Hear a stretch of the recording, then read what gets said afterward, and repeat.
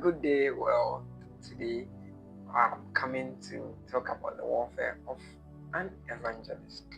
If you are called into the evangelical office, you get to sit tight and listen to this if you are called as an evangelist. The first warfare of an evangelist is lack of knowledge. Lack of knowledge.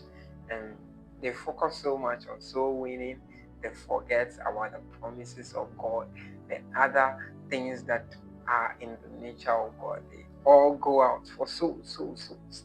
Every time they cry, it's out for souls.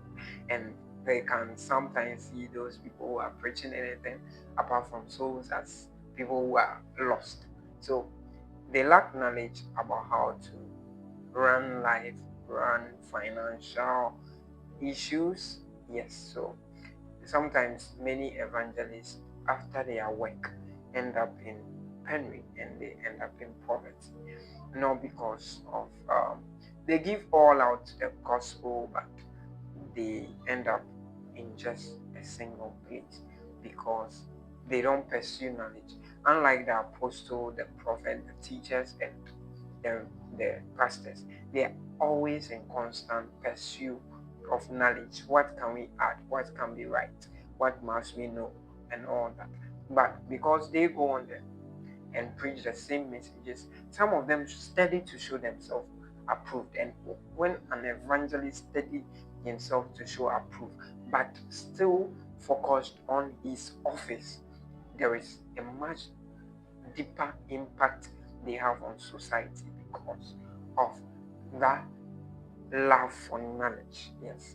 So knowledge is crying out on the streets, wisdom is crying out. So if you are called into the evangelical ministry or the evangelical office, you have to pursue knowledge.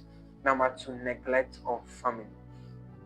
People in history such as Billy Graham, Evangelist John G. Lake, they told us that if they had one decision they would make is to spend more time with their family.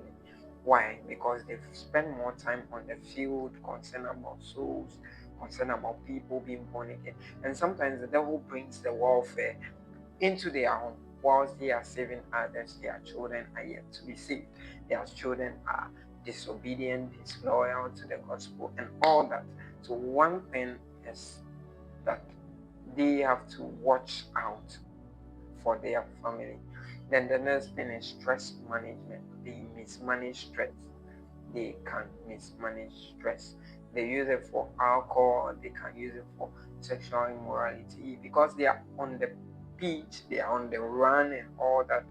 There is no time to calm down. So within a specific moment of trying to have leisure, then the devil comes in with temptation. Because when Jesus fasted for 40 days, when the devil came, he knew he was hungry.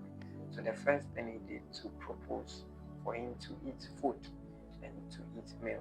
So that is one thing the devil would after if you are called into the evangelical office.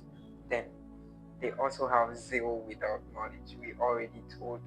I already spoke about that. But in Romans 10 verse 1 to 3, zeal without knowledge. They are going all out for souls and all that. But when they win the souls, there is no structure or system to disciple these people. So sometimes they win and still people go back to the pit. But that will not be the same. So add to knowledge, add to love, add to charity, add to faith. All that is an equation that if an evangelist takes advantage of, you have a very prosperous ministry. Yes, please. So thank you for joining, and I hope you are blessed by this series. Stay tuned and bye bye.